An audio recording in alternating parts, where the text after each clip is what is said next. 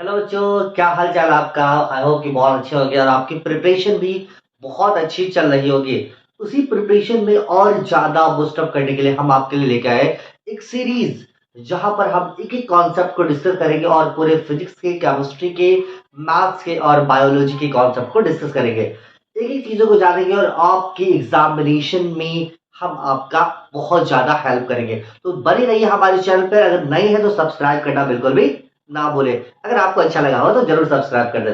चलिए देखिए, अभी इस साल सीबीएसई ने क्वेश्चन जो अपना रिलीज किया है, सैंपल पेपर और प्रैक्टिस पेपर रिलीज किया, उससे एक बात तो अंदाजा लग गया है कि जो क्वेश्चन के पैटर्न है वो एनालिटिकल, आप कितना ज्यादा एनालिटिकल्स को सॉल्व करने की क्षमता रखते हैं, आपके अंदर कितनी एबिलिटी है, कितनी काबिलियत है कि आप उसको सॉल्व करते हैं। एक चीज तो कंफर्म है कि लेकिन कुछ बच्चे जो मिला हूं मैं ऑफलाइन क्लासेस में, वो बच्चे इस बात से डरे हुए हैं कि सर बहुत ज्यादा ही इस बार का पेपर टफ आने वाला है। तो मैं आपको यकीन दिलाता हूं कि पेपर जो आपके एग्जामिनेशन में क्वेश्चन पेपर होते हैं वो उस लेवल में नहीं होंगे, उतने ज्यादा टफ नहीं होते। हाँ, कुछ क्वेश्चन एनालिटिकल क्वेश्चन जरूर होंगे, लेकिन यकीन मानिए वो जो क्वेश्चन का पेपर, जो पैटर्न आपको मिला है, अभी सीबीएसई ने रिलीज करा है, उतना ज्यादा हायर नहीं रहेंगे।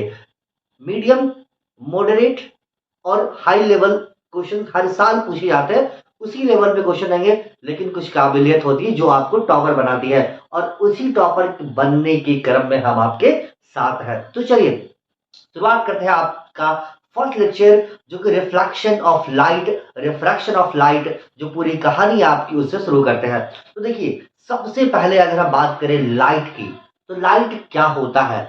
क्या ये लाइट के बारे में हम लोग जानते हैं कि लाइट ड्यूअल नेचर का होता है। क्या ड्यूअल नेचर का, आज जो हम अभी जानते हैं कि लाइट ड्यूअल नेचर का होता है, एक पार्टिकल नेचर का और एक वेव नेचर का। क्या स्टार्टिंग से यही थी क्या कि लाइट ड्यूअल नेचर का ही होता? नहीं, बिल्कुल भी नहीं। जो सबसे पहले न्यूटन भाई साहब थे, उन्होंने कॉर्पस थ्योरी दिया, जिसमें उन्होंने बोला कि जो लाइट है ना, वो एक पार्टिकल नेचर का है। डायरेक्ट होती है, जो सोर्स ऑफ लाइट से जो निकलती है, एमिट होती है, तो वो एक मीडियम के फॉर्म में निकलती है, मतलब एक पार्टिकल के फॉर्म में निकलते हैं मीडियम से। कुछ सालों के बाद एक हाइजेंस नाम के साइंटिस्ट आए, जिन्होंने बताया कि नहीं भाई साहब, ऐसा नहीं है, लाइट पार्टिकल नेचर का नहीं है, लाइट वेव नेचर का है। और उन्होंने इसके लिए प्रूफ भी करा बकायदा, जैसे इंटरफेरेंस ऑफ वेव। आप जब 12th क्लास में जाएंगे तो आपको वहां पर मिलेगा, 12th के फिजिक्स में है interference of light, diffraction of light, polarisation of light. और उससे उन्होंने प्रूफ भी करा कि लॉज ऑफ रिफ्लेक्शन को भी प्रूव करा, लॉज ऑफ रिफ्रैक्शन को भी प्रूव करा। और ये वेव थ्योरी से किसने प्रूव करा? हाइजेंस ने प्रूव करा। और बाद में जब पता चला कि नहीं नहीं भाई साहब, लाइट तो वेव ही नेचर का होता है। लेकिन काफी सालों के बाद जब आइंस्टाइन आए, है ना, उन्होंने जो आइंस्टाइन का फोटो इलेक्ट्रिक इफेक्ट उन्होंने जब दिया, उन्होंने जब एक्सपेरिमेंट करा, तो फिर से पता चला कि लाइट तो पार्टिकल नेचर का होता है। तो अब देखिए कहानी, पहले पार्टिकल न्यूटन ने बोला, उसके बाद हाइजेंस ने बोला कि नहीं ऐसा नहीं है, लाइट वेव नेचर का होता है। उसके बाद जब फिर से आइंस्टाइन साहब आए, तो उन्होंने बोला कि देखो ऐसा है कि लाइट पार्टिकल नेचर का भी होता है। तो बाद में इस चीजों को ना बोला गया कि देख भाई ऐसा है कि कुछ ही सिनेरियो में लाइट वेव नेचर का है, जैसे इंटरफेरेंस ऑफ लाइट में, डिफ्रैक्शन ऑफ लाइट में, उसके बाद पोलराइजेशन ऑफ लाइट में। इस कंडीशन में जब ये सारी कहानी हो रही होगी तो लाइट वेव नेचर का, रिफ्लेक्शन हो रही होगी, रिफ्रैक्शन हो रहा होगा, तो इस कहानी में लाइट पार्टिकल नेचर का। तो उन्होंने थ्योरी दिया ना, फोटो इलेक्ट्रिक इफेक्ट। आप जब पढ़ेंगे जाके 12 में, तो आपको वहां मिलेगा आइंस्टाइन का फोटो इलेक्ट्रिक इफेक्ट। और जब उन्होंने क्या बोला कि एक फोटोन से रिलीज होता है जब लाइट पड़ता है किसी मेटल सरफेस पे, और वो किस फॉर्म में, फोटोन क्या होता है, फोटोन पैकेट ऑफ एनर्जी, वो एक एनर्जी का पैकेट है, उस फॉर्म में उन्होंने बताया। जब आप 12 में, जब अब 10 से आप 12 में जाएंगे, तो वहां पर आपको 12 में ये कहानी, सारी चैप्टर्स अलग अलग मिलेंगे। मॉडर्न फिजिक्स में ड्यूअल नेचर ऑफ रेडिएशन मिलेंगे, जो आपको बताएगा कि भाई साहब लाइट सही में दो नेचर का है, दो दो ड्यूअल नेचर का। ठीक है, उसके बाद जब कहानी शुरू हुई तो ये सारी कहानी आपके सामने है। तो हम आज जानेंगे कि लाइट क्या होता है, लाइट की कुछ नेचुरल फेनोमेना है, उसके बारे में छोटी छोटी चीजें आगे हम बढ़ते रहेंगे। तो लाइट के बारे में सबसे पहले जानते हैं कि उन्होंने क्या बोला कि लाइट जो है एक फॉर्म ऑफ एनर्जी है, जिससे हम किसी चीज को देख पाते हैं। लाइट जैसे अगर मान लीजिए आप हमको देख पा रहे हैं अभी, क्योंकि लाइट यहाँ पर मुझ पर आ रही है, रिफ्लेक्ट हो रही है और आप उसको देख पा रहे हैं। उसके बाद लाइट के बारे में बोला कि ये इलेक्ट्रोमैग्नेटिक वेव्स है, बहुत बढ़िया, ईएम वेव है, इलेक्ट्रोमैग्नेटिक वेव है, जो कि किसी भी मीडियम में ट्रैवल कर सकती है, वो और वैक्यूम में भी ट्रैवल कर सकती है और किसी भी मीडियम में ट्रैवल कर सकती है। लाइट की यही तो टेंडेंसी है कि लाइट वेव नेचर का, अगर आप ध्यान से वेव के बारे में पढ़ेंगे 11th क्लास में जाके, कि वेव जो है दो नेचर का होता है, एक मैकेनिकल वेव और दूसरा नॉन मैकेनिकल वेव। एक वैसा वेव जो मीडियम की जरूरत होती है इसको ट्रैवल करने के लिए, उसको हम लोग मैकेनिकल वेव बोलते हैं, और वैसा वेव जिसको ट्रैवल करने के लिए वो मीडियम की जरूरत नहीं होती, वो मीडियम है तो भी चलेगा, नहीं मीडियम है तो भी चलेगा, that is a non mechanical wave. तो लाइट के बारे में बात करें तो लाइट जो है नॉन मैकेनिकल वेव्स है। चलिए, अगर हम लाइट के बारे में और कुछ जानते हैं तो ये फॉर्म ऑफ एनर्जी है। ये क्या है? ये फॉर्म ऑफ एनर्जी है लाइट, जिससे हम किसी चीज को देख पाते हैं। अगर हम सिंपल सी बात करें इसकी कहानी में, ऑब्जेक्ट, अगर हम ऑब्जेक्ट की बात करें in the sense of light, अगर हम in the sense of light की बात करें ऑब्जेक्ट की, उससे पहले एक चीज हम बता देते हैं कि लाइट की जो स्पीड होती है हर मीडियम में अलग अलग होती है। लेकिन अगर हम सी की वैल्यू, जो speed of light in vacuum या एयर, 3 × 10⁸ मीटर पर सेकेंड होती है, ये स्पीड ऑफ लाइट है किसी वैक्यूम में या एयर में। लेकिन अगर आप ग्लास में बात करें, आप वाटर में बात करें, तो इस मीडियम में अलग अलग वैल्यू इसकी होती है। चलिए, अगर हम ऑब्जेक्ट की बात करें, क्या होता है ऑब्जेक्ट? अगर हम ऑब्जेक्ट की बात करें in the sense of light के फॉर्म में, सेंस ऑफ, हम इसके बारे में, तो दो टाइप के ऑब्जेक्ट होते हैं। पहला जो ऑब्जेक्ट होता है लुमिनस ऑब्जेक्ट बोलते हैं इसको, लुमिनस ऑब्जेक्ट, और जो सेकंड होता है उसको हम लोग बोलते हैं नॉन लुमिनस ऑब्जेक्ट। क्या बोलते हैं? Non luminous object.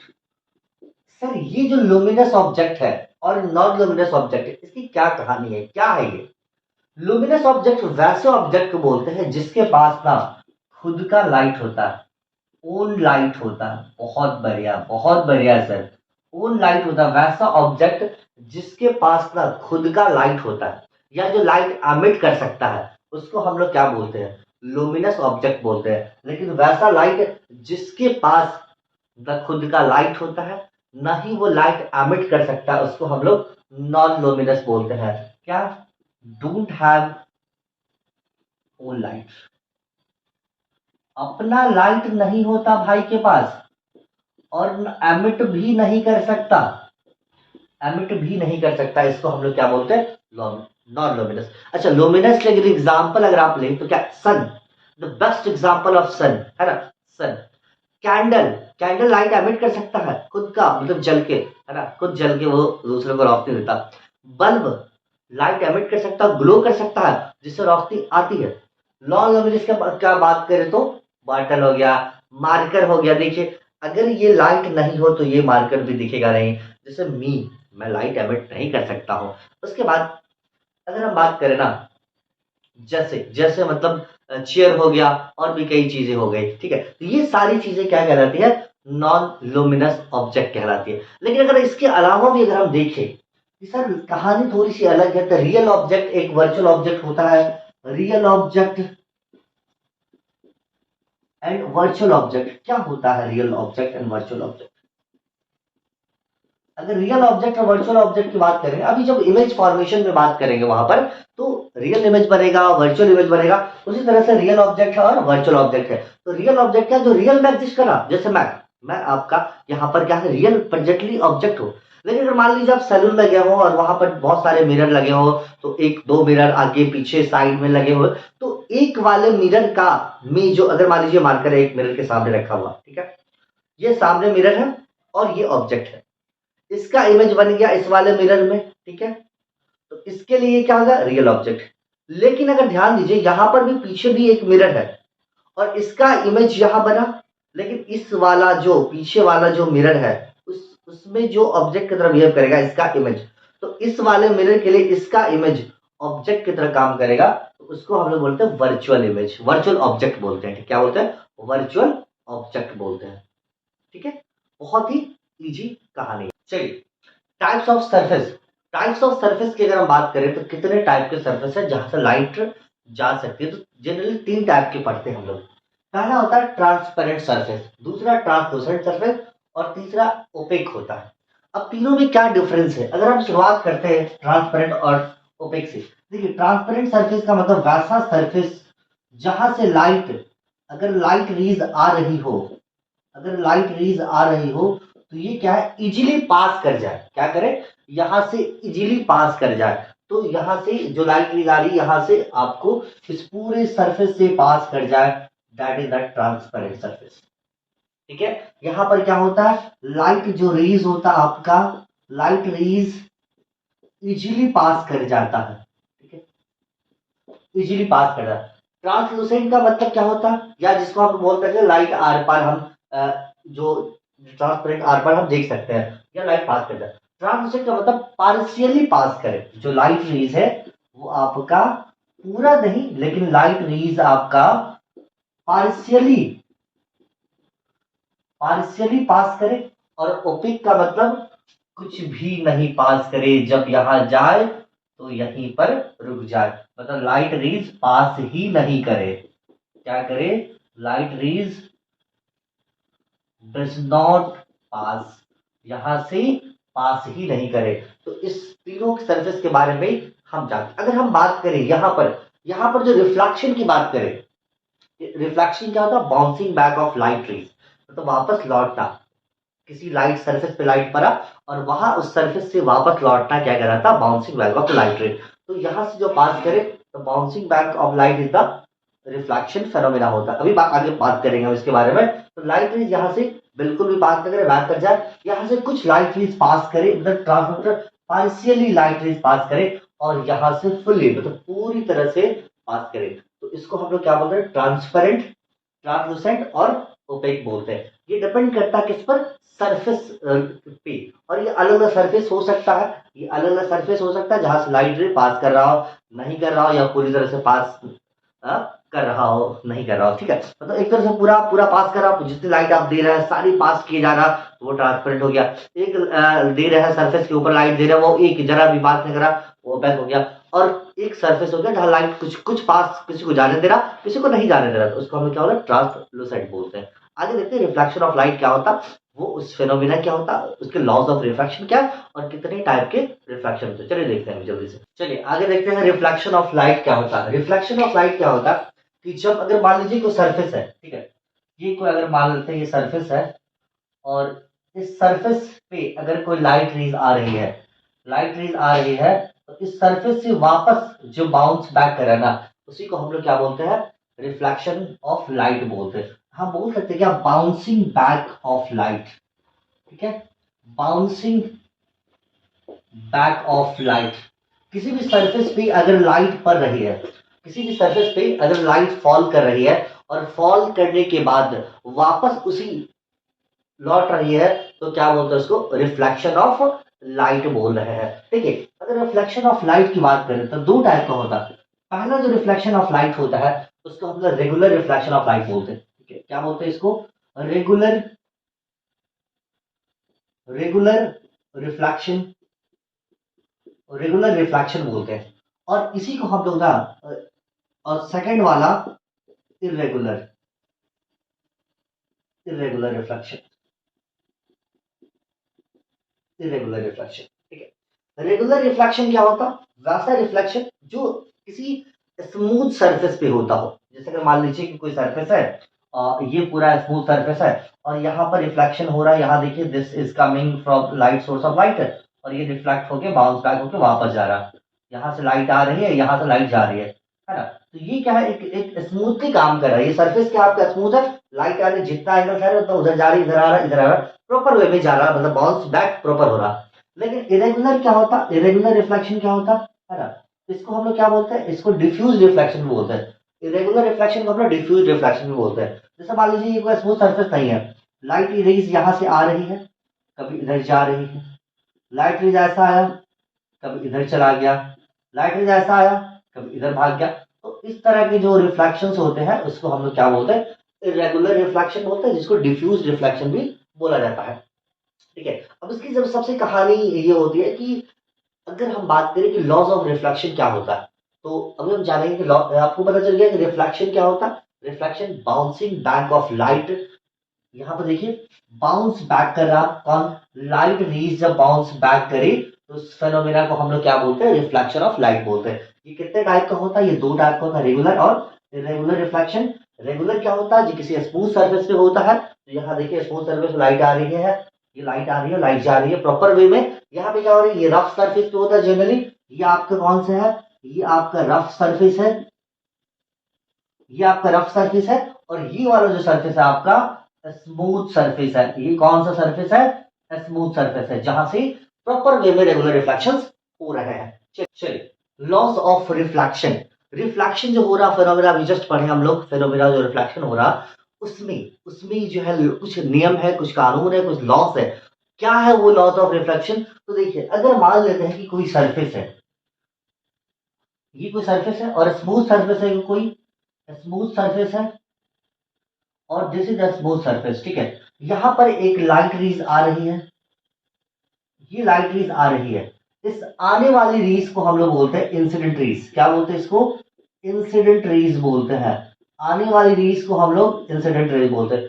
इस सरफेस पर पड़ने के बाद ये क्या हो गया, वापस इधर लौट गया, इधर लौट गया, रिफ्लेक्शन फेनोमेना हो गया, है ना, वापस रेज आया चला गया। तो जो जाने वाली रेज को हम लोग क्या बोलते हैं, रिफ्लेक्टेड रेज। क्या इसको बोलते हैं हम लोग, रिफ्लेक्टेड रेज बोलते हैं।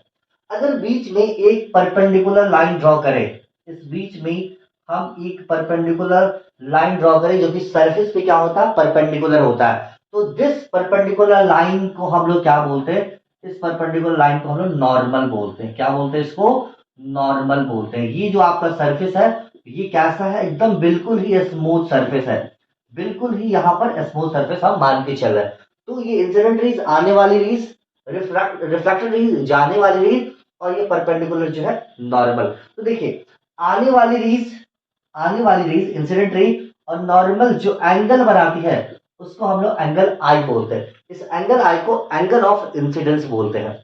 ये जो जाने वाली रेज है रिफ्लेक्टेड रेज है, और ये नॉर्मल जो एंगल बनाती है उसको हम लोग आर से डिनोट करते हैं, और इसको बोलते हैं एंगल ऑफ रिफ्लेक्शन। तो पहला लॉ कहता है, जो लॉज ऑफ रिफ्लेक्शन का फर्स्ट लॉ कहता है, क्या कहता है कि angle of incidence, angle of incidence equal है एंगल ऑफ रिफ्लेक्शन के, एंगल ऑफ रिफ्लेक्शन के। याद रहेगा ये बात दोस्तों, ठीक है। एंगल ऑफ इंसिडेंस इक्वल होता है एंगल ऑफ रिफ्लेक्शन के। मतलब दिस, अगर हम इस मैथमेटिकल कैलकुलेशन को ही समझे आई, तो एंगल आई बराबर होता है एंगल आर के।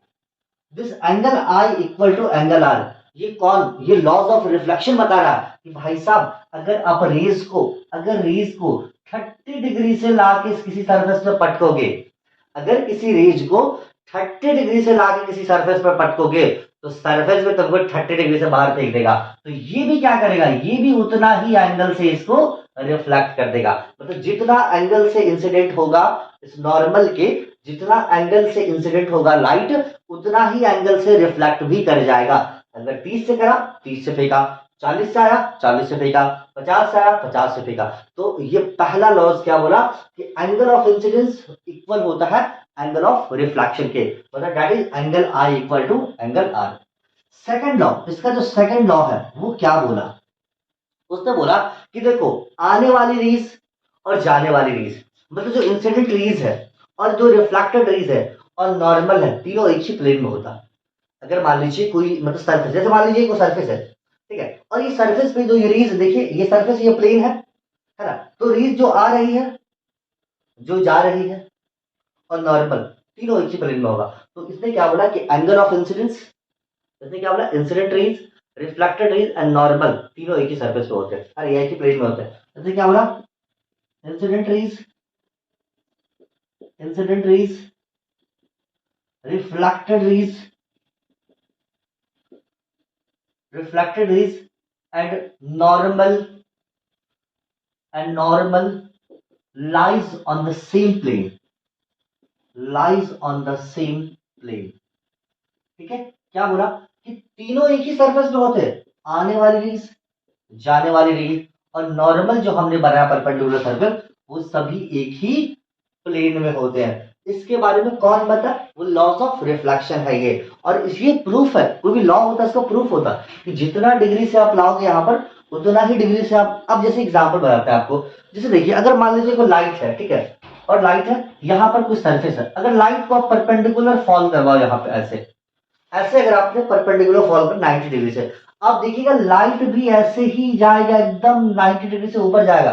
बेस्ट एग्जांपल एक बॉल ले लीजिए, कोई टेनिस बॉल या वो प्लास्टिक बॉल, कुछ भी बॉल ले लीजिए, बॉल को आप क्या कीजिए, एक सरफेस पे ऐसे पटकिए, यूं ऐसे पटकिए, जैसे ही आप पटकेंगे, जिस एंगल से पटकेंगे उस एंगल से ऐसे बाहर ऊपर आएगा, थोड़ा सा आप एंगल बदल लीजिए, लाइट को बॉल मार दे थोड़ी देर के लिए, क्या आपने ऐसे पटका, वापस आया, पटका, वापस आया, अब थोड़ा सा एंगल चेंज कीजिए, अब अगर मैं ऐसे कीजिए, ऐसे ऐसे इस एंगल से फेंकिए, जितना एंगल से आप देखेंगे, जितना एंगल से ऐसे फेंका वैसे ही लाइट ऐसे बॉल आएगा, बॉल खेलने वाला क्रिकेट बॉल ऐसे आया, ऐसे निकलेगा, ऐसे आया, ऐसे निकलेगा। तो सेम उसी तरह से लाइट है कि जितना भी एंगल से आप लाइट को इंसिडेंट करेंगे उतना ही एंगल से लाइट क्या करेगा, रिफ्लेक्ट करेगा। तो आई होप कि आपको ये पूरा जो आज का लेक्चर है वो समझ में आया होगा। उसमें मिलते हैं आपसे कल लेक्चर में एकदम आग लगाने वाली। चैनल पर सब्सक्राइब करना बिल्कुल ना भूलें। अगर आपको अच्छा लगा सब्सक्राइब करके जाओ यार, अपने दोस्तों को सभी को शेयर करो। And thank you so much guys, मिलते हैं आपसे नेक्स्ट लेक्चर में।